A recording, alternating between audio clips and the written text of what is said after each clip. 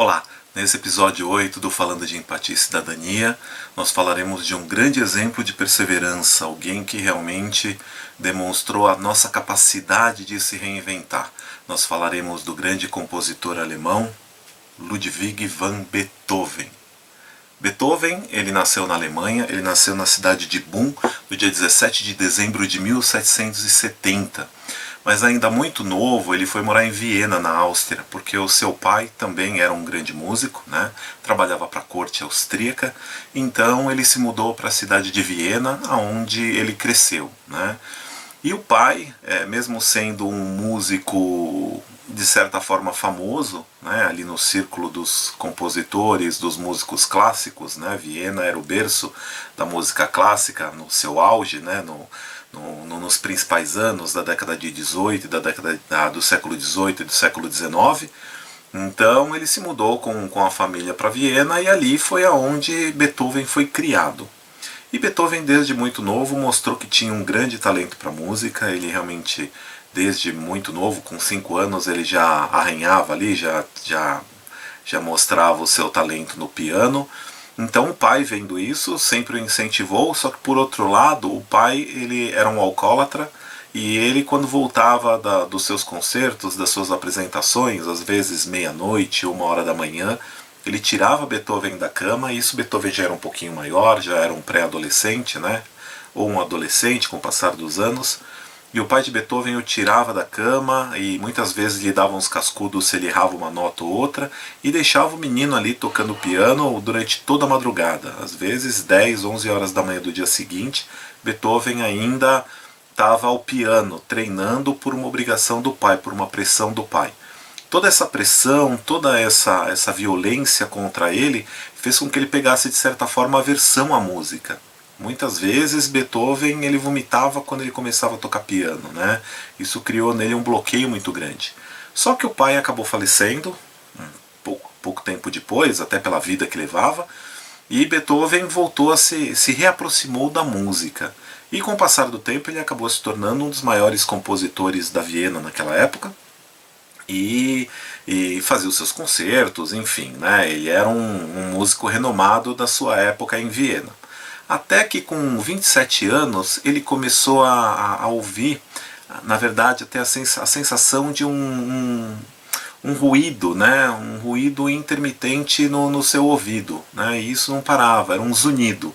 Isso ficava ali no ouvido dele, ficava no ouvido dele, e ele não quis procurar um médico, mesmo a família pedindo, os amigos pedindo, porque ele já acreditava que podia ser algo complicado.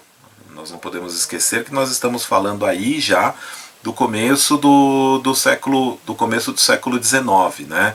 Quando ele começou a ter esses problemas, foi finalzinho do século XVIII, comecinho do século XIX. Mas ele foi procurar um médico por insistência dos familiares e amigos e veio a sentença que para ele soava como uma sentença de morte. Beethoven estava ficando surdo, não tinha mais o que fazer. E Beethoven realmente ele perdeu toda a sua capacidade auditiva, ao ponto de que isso causou nele uma grande depressão, e muitas vezes ele ia para o meio de uma floresta próxima à casa dele e ele abraçava as árvores, porque ele dizia que o vibrar das árvores fazia com que ele tivesse um contato com o mundo exterior. Então essa depressão acompanhou muito tempo a vida de Beethoven nesse período da sua surdez. Mas ele continuou compondo, né? A música era a paixão da vida dele, e o que as pessoas começaram a notar é que as melodias dele, com o avançar da sua surdez, tornaram-se cada vez mais fortes, né? Existem trechos como na Quinta Sinfonia, o dan dan dan dan, né? Aquela batida muito forte. Isso muitos especialistas já dizem que já era uma característica pela sua surdez avançada, pela sua deficiência auditiva avançada. E chegou num determinado momento que Beethoven não ouvia absolutamente mais nada. E foi após essa surdez absoluta que ele compôs talvez a sua obra definitiva, a sua obra mais famosa.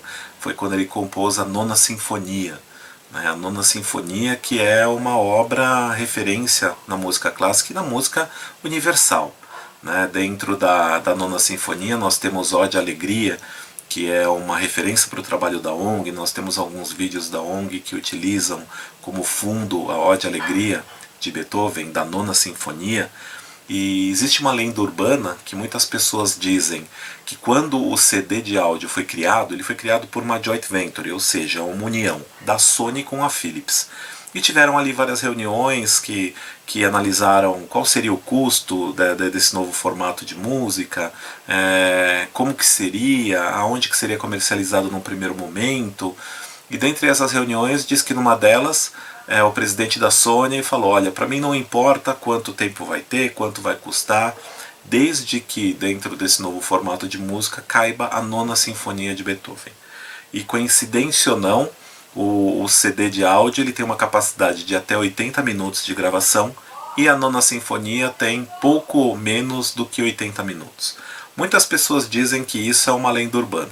Eu não sei dizer se realmente isso é ou não uma lenda urbana, mas mostra aqui toda a genialidade dele e de uma obra que ele compôs quando ele já estava inteiramente surdo.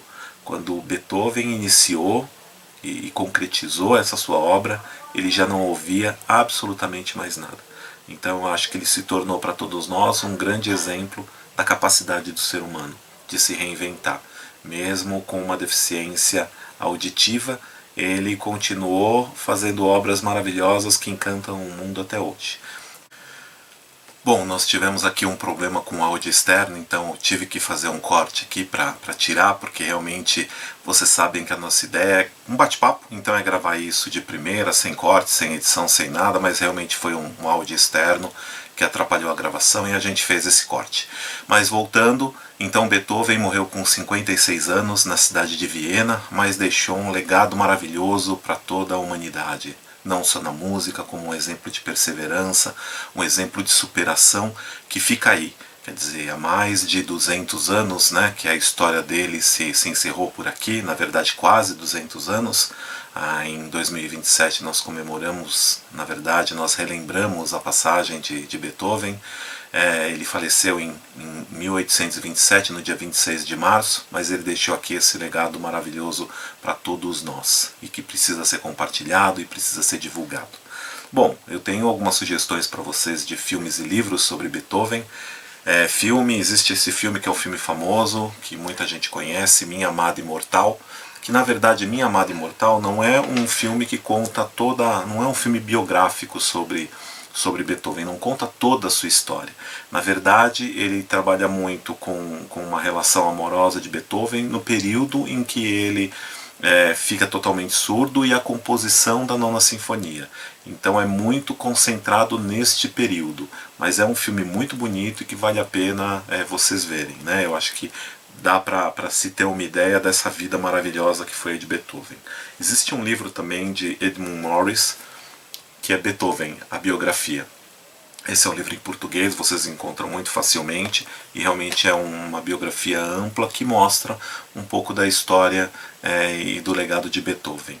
Já que a gente está falando de livros, esse livro não tem nada a ver diretamente com Beethoven, e esse compositor aqui, né, esse músico, ele trabalhava muito com a obra de Bach, trabalha muito com a obra de Bach, mas também falando de perseverança, falando de superação, é um exemplo maravilhoso e muito próximo de nós, né? O maestro João Carlos Martins. Então é o livro A Saga das Mãos. Vale muito a pena quem não leu ainda conhecer, porque é uma história de vida maravilhosa.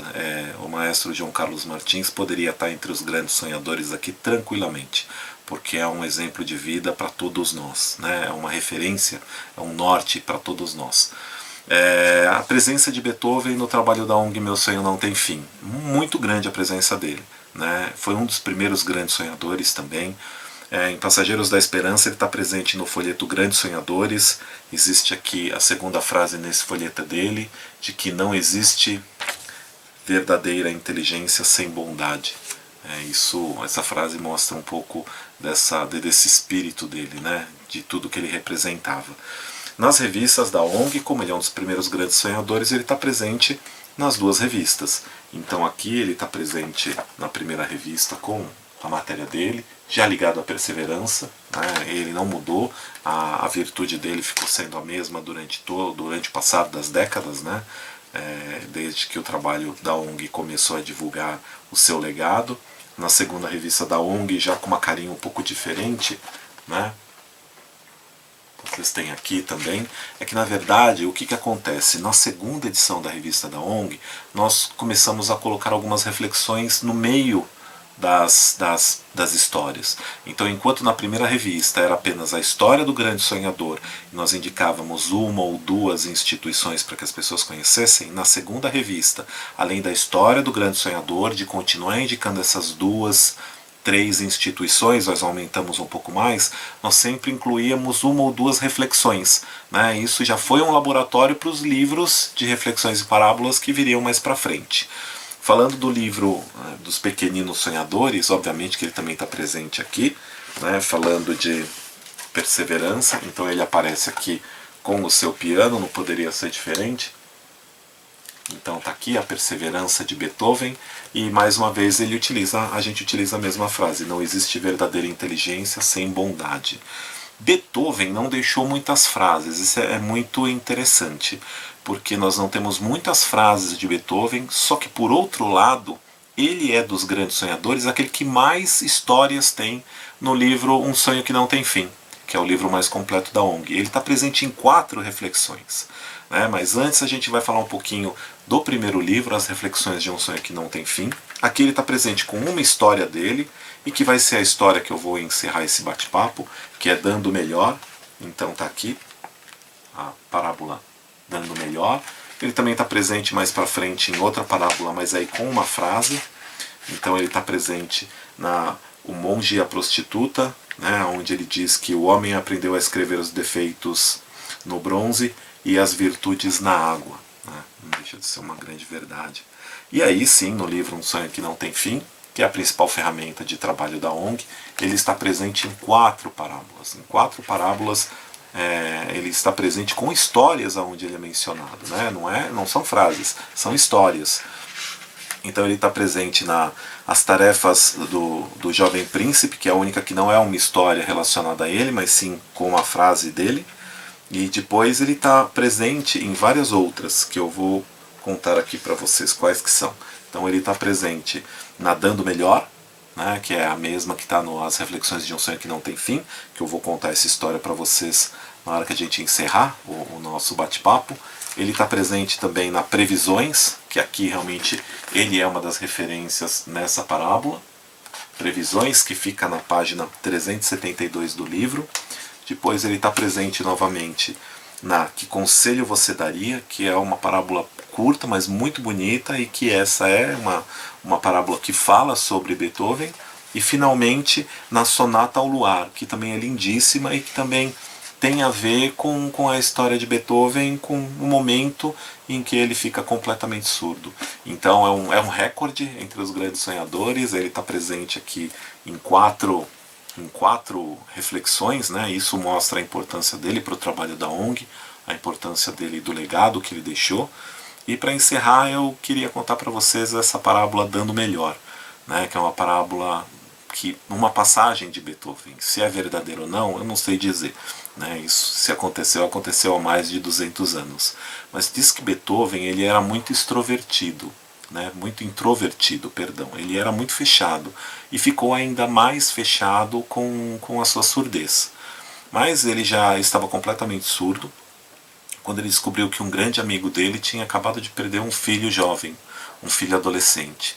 E aquilo mexeu muito com Beethoven, ele realmente ficou muito sensibilizado. Então ele saiu da sua casa, foi até a casa do amigo e não disse uma única palavra. Ele entrou, deu um abraço no amigo e viu que existia um piano ali naquela sala num canto. Ele foi até lá, ele sentou e tocou as melodias mais lindas e mais tristes que vocês possam imaginar durante 30 minutos. Quando ele terminou de tocar, ele levantou, deu mais um abraço naquele amigo e foi embora. E depois de alguns dias, aquele amigo procurou e falou que ninguém tinha o confortado melhor do que aquela meia hora de música e aquela meia hora de abraço através das melodias de Beethoven, para tentar confortar a dor de um pai que tinha acabado de perder o seu filho adolescente.